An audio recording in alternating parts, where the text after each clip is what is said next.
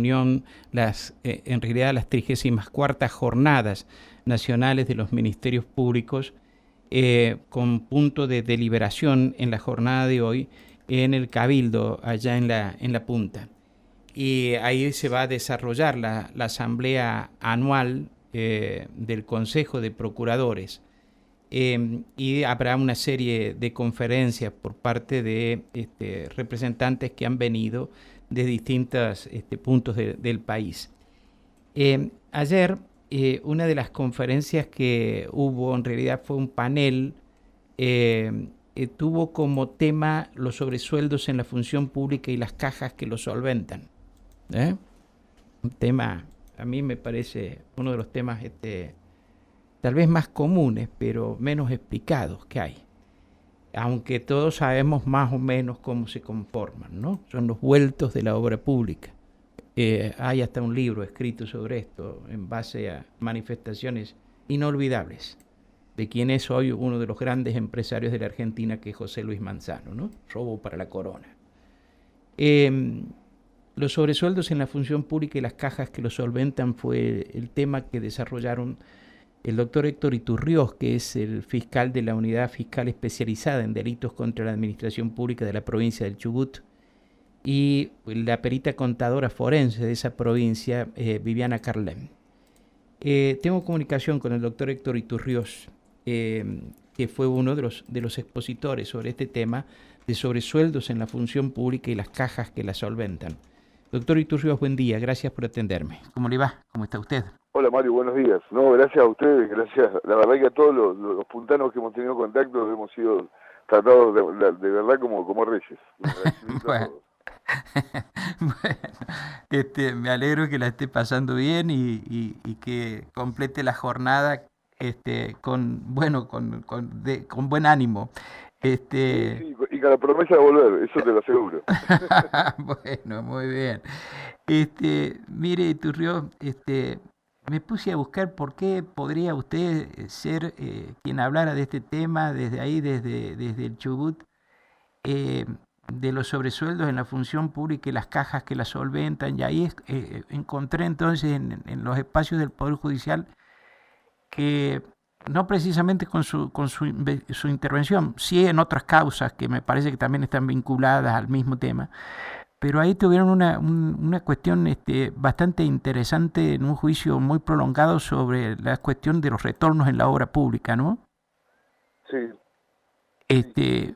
Básicamente esa fue la imputación, los sobresueldos y en este caso, a diferencia de otros casos nacionales que hubo que se solventaban con fondos del Estado, acá se solventaban con fondos provenientes de coimas, para decirlo en buen romance. Ajá. ¿Y cómo se conforman estas cajas? ¿Cómo se solventan? Se solventa demandando de manera ilegítima, por supuesto, un porcentual de cada peso que sale del Estado. Todos los pagos que hacía el Estado a cada particular que brindaba un servicio o vendía algún producto, tenía que retornar un determinado valor. Según el rubro, determinamos que era entre el 3 o el 5%, lo que hacía suma millonaria, ¿cierto? Uh-huh. ¿Y esto cómo se manejaba? ¿Cómo se disimulaba? ¿Cómo se hacía circular después ese dinero? Nosotros pudimos acreditar en el juicio que bueno que la asociación ilícita esta que imputamos había sido creada al inicio de la gestión, los primeros 10 días de gestión por el gobernador y por sus principales ministros. Estamos hablando de la gestión Das Neves, ¿no? La última gestión Das Neves, porque tuvo 3 gestiones. Sí.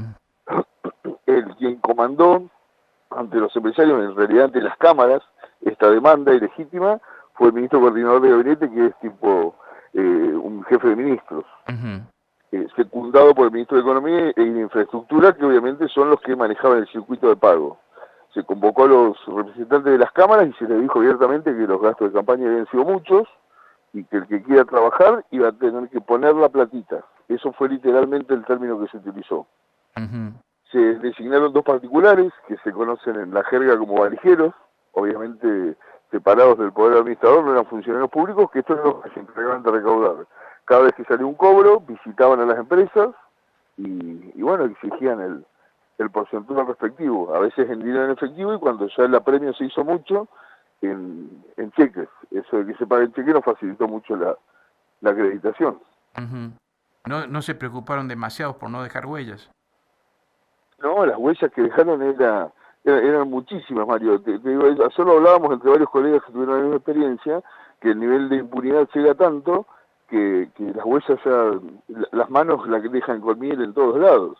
Yo mencionaba un caso que tengo actualmente en investigación en Comodoro, que se documenta una remoción de barro después de una inundación muy fuerte que hubo en 2017, Ujú. y las máquinas trabajaban más de 24 horas al día. Ajá. Y eso lo documentaban, trabajaban 26 o 27 horas por día, una cuestión fácil de detectar cuando uno lee los expedientes.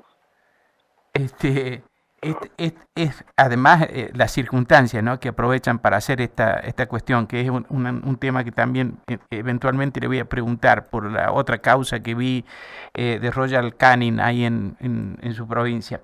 Ahora, yo quiero conocer si esto que ustedes investigaron de la gestión, de la tercera gestión de Das Neves, eh, tiene su correlato con los otros casos que se han ventilado en la Argentina, vinculados con la generación de recursos desde el Estado para fomentar, para financiar la actividad política o para enriquecimiento de determinadas personas.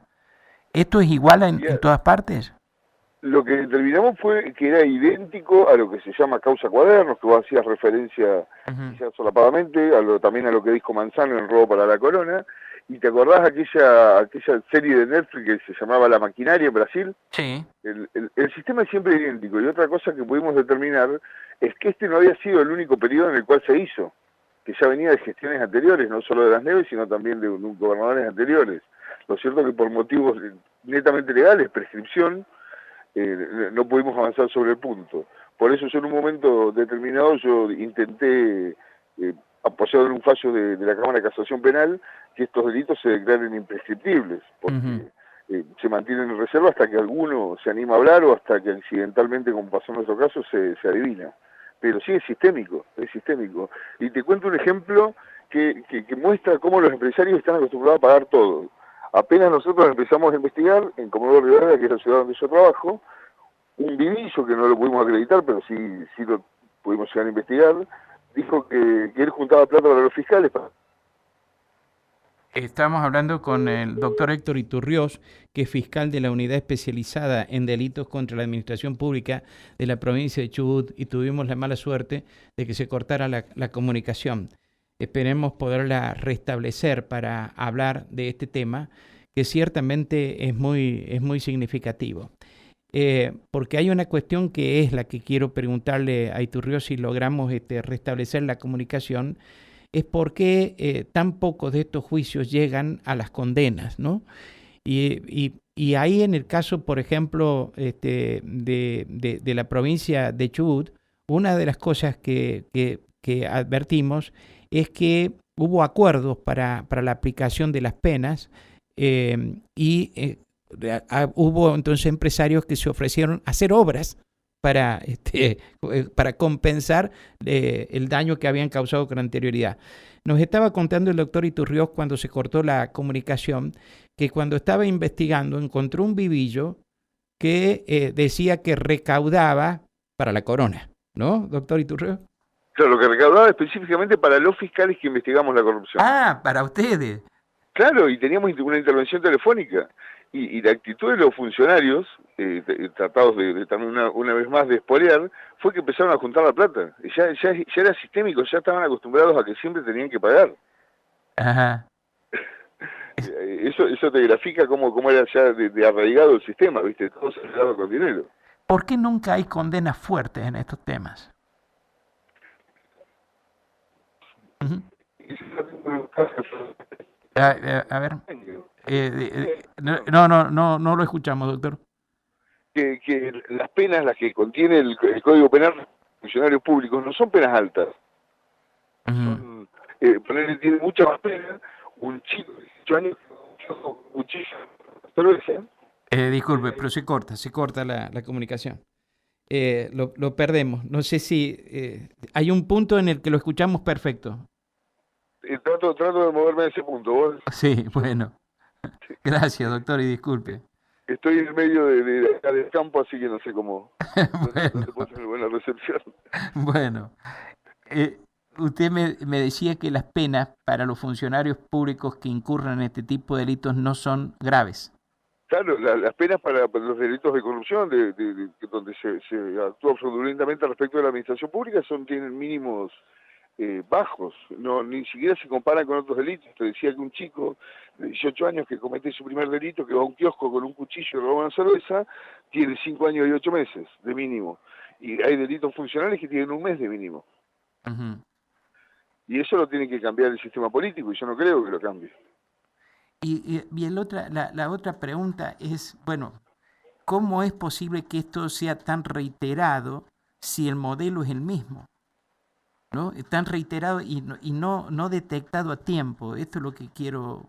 No sé si me explico en la pregunta. Sí, mira, lo que nosotros, Mario, dejamos bien en claro que los organismos de control, que existen muchos y con funcionarios con muy buenos sueldos, no funcionan en absoluto, porque el Poder Judicial se actúa cuando la leche se derramó sobre hechos consumados. Los Ujú, mecanismos de contralor que hay, y muchos, reitero, no funcionan. ujú. Y esto, ¿usted ve alguna manera de ponerle, digamos, coto a cómo debería actuarse para que estas cuestiones no sucedieran cuando ya está tan generalizada en la función pública? Nosotros, lo que la casuística nos informa que podrían ser métodos que pudieran tener algún efecto a futuro, sería que los organismos de contralor funcionen, cumplan su función, que haya castigos severos para quienes no se comprometan a hacer eso y no lo hagan. También es un incumplimiento de deberes funcionario público con una pena bajísima, es decir, que si lo cumplen o no lo cumplen, no hay una motivación para cumplirlo, y que estén conformados de manera variopinta, ¿cierto? Porque muchas veces el que tiene que controlar es el mismo partido político que el controlado. Y eso Ujú, obviamente ya informa que va a fracasar el control. ujú. Este, ustedes, bueno, una es el funcionamiento de los organismos de contralor, el paso previo a llegar al ámbito de la justicia, o para Sí. facilitar la llegada a la justicia de las causas, ¿no? De los casos que se vayan presentando. Este, digamos, ¿qué otra enseñanza les ha dejado en la provincia del Chubut eh, la cuestión de la investigación de estos delitos? Cuando hablábamos recién de la gestión de Das Neves, estábamos hablando de lo que en el sur se conoce como la causa revelación, retornos de la obra pública para la caja negra de la política, pero ha habido otra serie de casos como esos que molestan realmente, que es que, por ejemplo, cuando hay actividad solidaria para atender alguna necesidad, hay algunos funcionarios o familiares de funcionarios que se aprovechan de esa ayuda y se la apropian, ¿no? Con lo cual, el daño a mí me parece que moralmente, al menos, además de lo jurídico, es tremendo. ¿Qué otra enseñanza les ha dejado las investigaciones sobre este tipo de cuestiones, doctor? Lo que decís es cierto, Mario, al punto que nosotros tuvimos varias causas que tuvieron como eje declaraciones de emergencia en hechos infaustos, ¿cierto? Que agraviaron francamente a la población y sobre todo a los sectores más vulnerables, que en esas situaciones hasta pasan hambre, frío, sufren todos los avatares de una crisis climática, como por ejemplo en nuestra provincia. Y lo que pudimos determinar que también el rigor de las penas que deben aplicar los jueces tiene que ser un modelo de cambio.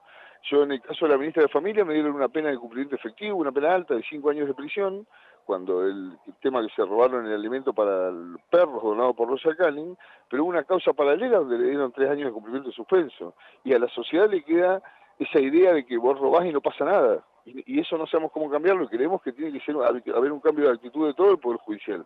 Que así como se hizo un esfuerzo de la Procuración y se pusieron fiscales especializados, tendría que haber jueces especializados en esto de la corrupción y ver las consecuencias no solo inmediatas, sino las mediatas, porque la inmediata es que se roba la plata. La mediata es que hay un montón de gente que tenía que ser asistida por el Estado y sufren todas estas carencias, Ujú. muertes Este, incluso. claro, claro, claro. Y a mí lo que me llama la atención, doctor, es que paralelamente se van perfeccionando mecanismos que uno supone que son fáciles para el latrocinio del dinero público. Aquí en San Luis se les ha dado por crear sociedades anónimas de participación estatal mayoritaria, con lo cual todo se deriva a esas sociedades, a esas SAPEM, que tienen distintas finalidades, y desde ahí se manejan recursos sin que podamos saber a dónde van a parar efectivamente, porque Bueno, nunca pero conocemos, porque se salen del sistema de Contralor del Estado. pasa allá, y ¿sabés qué contra tiene eso? Que los dineros pasan, en teoría, ¿no? Dejan de ser públicos, entonces uno Claro. tiene menores facultades de contralor, y los funcionarios que los manejan, que son designados por el Estado, no son jurídicamente funcionarios públicos. Entonces hay un montón de procedimientos que son de contralor de funcionarios públicos que tenemos vedado hacer. Eso lo tiene que cambiar la política, nosotros no lo podemos cambiar. Uh-huh. Eh, eh, ¿Siente en algún momento frustración por todo esto? Sí, sí, muchas veces al día uno siente frustración, muchas veces. Y más cuando ves que los casos se repiten. Quizá con menos intensidad, porque ya no hemos detectado ya maniobras tan grandes y tan groseras, y cuantitativamente, no en el monto de dinero, pero sí que se siente frustración. Y sobre todo cuando uno inicia la investigación, que lo primero que vienen son los ataques personales y funcionales. Ajá. Uh-huh. Sí, a usted le ha pasado, ¿no? Sí, sí, sí, pero aparte hay amenazas, qué sé yo, encontrar una bala en el escritorio, y hay un montón de cosas que pasan. Uh-huh. Hay que hacer caso omiso y seguir para adelante, para eso estamos, si no hay que irse de la función. Doctor Iturrió, bueno, muchas gracias por atenderme No, gracias a y le ustedes, gracias a deseo que esté ustedes. muy bien aquí, ¿eh? Lo hemos estado, reitero, tiene una provincia hermosa y bueno, nos encantó conocerlo y agradecer a todos por la atención recibida. Buen día, muchas Buen día, gracias, ¿eh? hasta luego. El fiscal de la Unidad Especializada en Delitos contra la Administración Pública de Chubut, Héctor Iturriós, estuvo esta mañana aquí en Nada Secreto, en Radio Universidad. Es la hora 8:23, los datos del tiempo. En la ciudad de San Luis la temperatura es de 29 grados, la humedad del 21%, viento del sector noroeste a 26 kilómetros por hora, la presión 933 hectopascales. La máxima que se espera para hoy, 39 grados, el cielo está ligeramente nublado. Bueno, como les decía, hoy